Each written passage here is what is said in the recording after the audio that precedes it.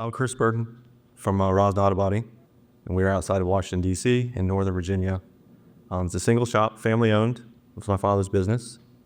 We started in 1937, and then we are in our fourth building since the 37, yeah. So we primarily OEM certifications, no DRPs, building a culture of learning, and then trying to, it takes time to build that where, people get to the point where they want to learn not because they have to, where they, want to take a class not because it's a required class.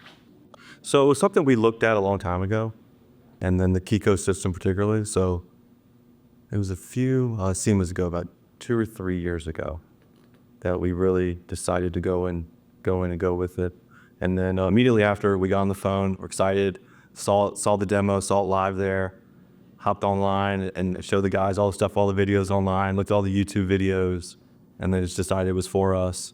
And then we didn't just do, to purchase the tool, the equipment. We wanted the in-shop training, and that was really, helpful for us, being able to get the guys buy-in and show them, hey, this is what it can do. This is why it'll work for us.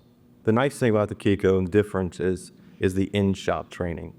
So, a lot of the OEM stuff is off-site, like you're at their facilities or at their place.